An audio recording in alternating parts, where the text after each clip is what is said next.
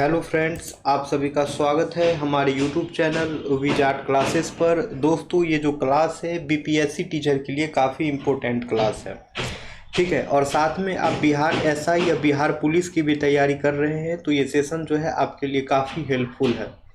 Okay, तो चलिए start करते हैं। आज के सेशन का जो है पहला क्वेश्चन है, तीसरे एंग्ल मैसूर युद्ध को समाप्त करने के लिए टीपू सुल्तान और लॉर्ड कॉर्नवालिस के बीच जो है किस संधि पर हस्ताक्षर किए गए थे। ऑप्शन ए है श्रीरंगपट्टनम की संधि, ऑप्शन बी है मद्रास की संधि, ऑप्शन सी है मंगलौर की संधि, ऑप्शन डी है मैसूर की संधि। तो दोस्तों करेक्ट आंसर जो है वो हो जाएगा श्रीरंगपट्टनम की संधि। करेक्ट आंसर जो है वो हो जाएगा श्रीरंगपट्टनम की संधि। यानी कि तीसरे एंग्लो मैसूर युद्ध को समाप्त करने के लिए जो है टीपू सुल्तान और लॉर्ड कॉर्नवालिस के बीच जो है श्रीरंगपट्टनम की संधि हुई थी। ओके, तीसरे एंग्लो मैसूर युद्ध को समाप्त करने के लिए जो है टीपू सुल्तान और लॉर्ड कॉर्नवालिस के बीच जो है श्रीरंगपट्टनम की संधि पर जो है हस्ताक्षर किए गए थे। अब इसी का डिस्कशन है, डिस्कशन देख लीजिए। तीसरे एंग्लो मैसूर युद्ध जो कि 1790 से 1792 तक चला था, ठीक है।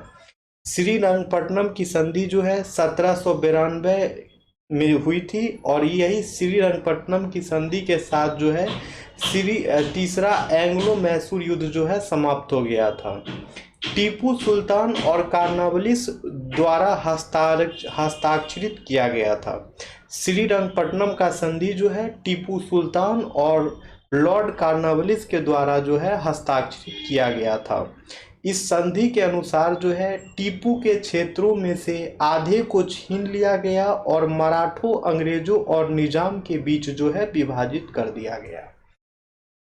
अब है नेक्स्ट क्वेश्चन, निम्नलिखित में से कौन सा फल जो है सच्चा फल नहीं है। निम्नलिखित में से कौन सा फल जो है सच्चा फल नहीं है। ऑप्शन ए है सेब, ऑप्शन बी है अंगूर, ऑप्शन सी है खजूर, ऑप्शन डी है बेर।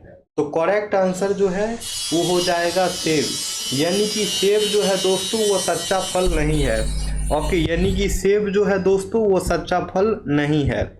अब है भारत का पहला गवर्नर जनरल कौन था। अब है भारत का पहला गवर्नर जनरल कौन था। ऑप्शन ए है Lord William Bentinck, option B है Lord William Dalhousie, option C है लॉर्ड विलियम कॉर्नवालिस, फिर ऑप्शन डी है इनमें से कोई नहीं। तो भारत का पहला गवर्नर जनरल जो है वो था Lord William Bentinck. Okay friends, Bharat का पहला गवर्नर जनरल जो है वो लॉर्ड विलियम बेंटिक था। अब है नेक्स्ट क्वेश्चन, लौंग जो है पौधे के निम्नलिखित में से किस भाग से प्राप्त की जाती है। लौंग जो है पौधों के निम्नलिखित में से किस भाग से प्राप्त की जाती है। ऑप्शन ए है सूखे पत्ते, ऑप्शन बी है सूखे तने, ऑप्शन सी है सूखे बीज, ऑप्शन डी है सूखी पुष्पकलिका। तो करेक्ट आंसर हो जाएगा दोस्तों सूखी पुष्पकलिका। करेक्ट आंसर जो है वो हो जाएगा सूखी पुष्पकलिका। यानी कि लौंग जो है पौधे के सूखी पुष्पकलिका से प्राप्त की जाती है, ठीक है। यानी कि लौंग जो है पौधे के सूखी पुष्पकलिका से जो है प्राप्त की जाती है। अब है निम्नलिखित में से किसने हड़प नीति की शुरुआत की। निम्नलिखित में से जो है किसने हड़प नीति की शुरुआत की। हड़प नीति जिसे कि हम लोग डॉक्ट्राइन ऑफ लैप्स भी कहते हैं। तो आंसर जो है लॉर्ड डलहौजी हो जाएगा, ठीक है। आंसर आप लोग को दिख ही रहा है, इसका आंसर जो है लॉर्ड डलहौजी हो जाएगा। यानी कि हड़प नीति की शुरुआत जो है लॉर्ड डलहौजी के द्वारा की गई थी। हड़प नीति की शुरुआत जो है लॉर्ड डलहौजी के द्वारा की गई थी और इसी हड़प नीति को इंग्लिश में डॉक्ट्राइन ऑफ लैप्स कहते हैं। अब है अदरक एक तना है जड़ नहीं क्योंकि, ठीक है। अब क्वेश्चन है अदरक जो है एक तना है जड़ नहीं है क्योंकि। ऑप्शन ए है जमीन के समानांतर बढ़ता है। ऑप्शन बी भोजन का भंडारण है। ऑप्शन सी क्लोरोफिल का अभाव। ऑप्शन डी इसमें नोट्स और इंटरनोट्स होते हैं। तो करेक्ट आंसर जो है दोस्तों वो हो जाएगा इसमें नोट्स और इंटरनोट्स होते हैं। करेक्ट आंसर जो है हो जाएगा इसमें नोट्स और इंटरनोट्स होते हैं। ठीक है, अदरक जो है एक तना है, जड़ नहीं है, क्योंकि इसमें नोट्स और इंटरनोट्स होते हैं। अब है किस सिख गुरु ने फारसी में जफरनामा लिखा था? किस सिख गुरु ने फारसी में जफरनामा लिखा था? ऑप्शन ए है गुरु नानक। ऑप्शन बी है गुरु रामदास। ऑप्शन सी है गुरु तेग बहादुर। ऑप्शन डी है गुरु गोविंद सिंह। तो करेक्ट आंसर हो जाएगा दोस्तों गुरु गोविंद सिंह। करेक्ट आंसर हो जाएगा दोस्तों गुरु गोविंद सिंह। यानी कि फारसी में जफरनामा जो है ये गुरु गोविंद सिंह के द्वारा लिखा गया है।